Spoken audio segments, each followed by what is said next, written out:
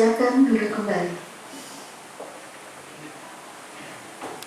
Sidang dibuka dan dinyatakan terbuka untuk umum. Berapa lama yang saksi ahli tahu proses pembahasan itu hingga kemudian menjadi undang-undang Omnibus Law yang di Amerika Serikat tadi disahkan menjadi undang-undang?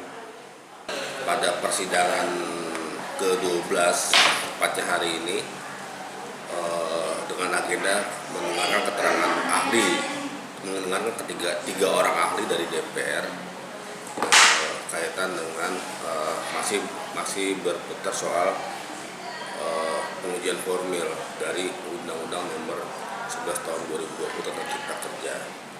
Nah, yang kami lihat dari tiga keterangan ahli ini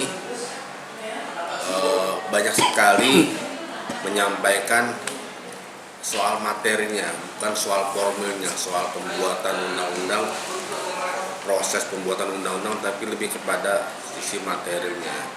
Sehingga kami menganggap keterangan tiga orang ahli dari DPR ini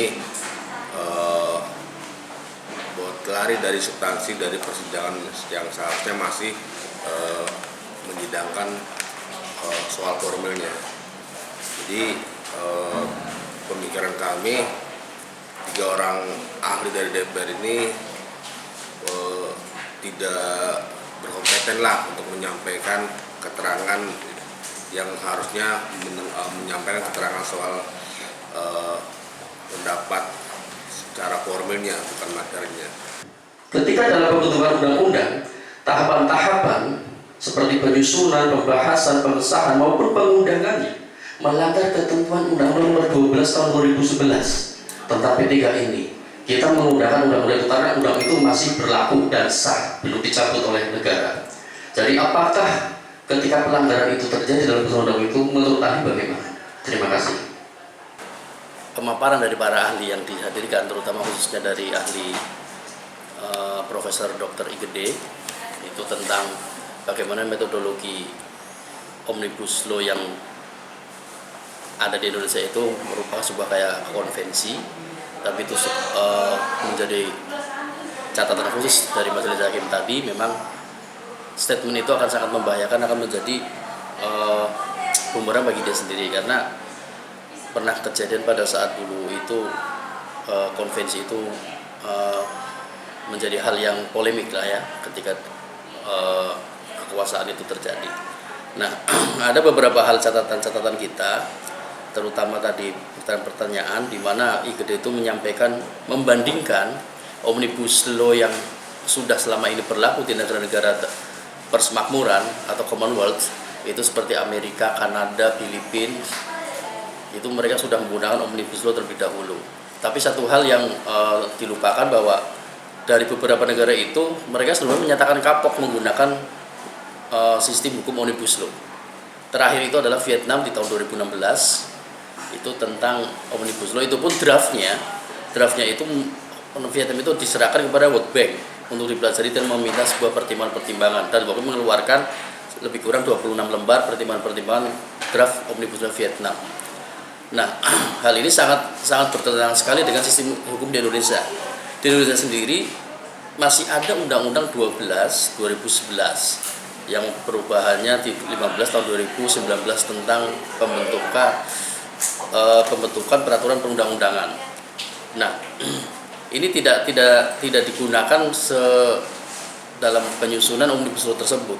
Padahal jelas bahwa ketika Omnibus Law diterapkan di Indonesia itu bertentangan sekali metodologinya, karena tidak diatur di Undang-Undang P3 tadi. Nah, yang menjadi pertanyaan kita adalah tadi beberapa hal, bahwa apakah ketika penyusunan, kemudian pengesahan dan segala macam pembahasan itu tidak menggunakan metode, apakah cacat formil atau tidak. Tapi tadi agak sedikit sumir menjawabnya dari saksi ahli tersebut, sehingga kita kurang puas dengan jawaban ahli, karena kita tetap menggunakan undang-undang itu untuk mempertanyakan formalitas daripada undang-undang itu sendiri. Dan hari ini karena sidang hari ini adalah lebih kepada formilnya, Makanya kita kejar terus tuh sistem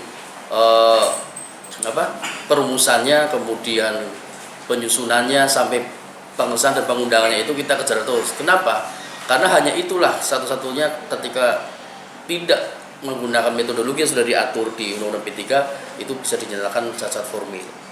Dan satu lagi, bahwa tadi ada saksi dari DPR RI juga yang Profesor Yusrizal itu tidak menjawab tentang materi hari ini. Dia ahli ekonomi, bukan ahli tata negara. Jadi dia lebih memaparkan bagaimana dampak-dampak ekonomi ketika undang-undang ini berlaku atau sebelum diciptakan, sehingga itu lebih kepada materi, bukan sesi sidang hari ini, yaitu pada formalitasnya. Hadirin disilakan duduk kembali.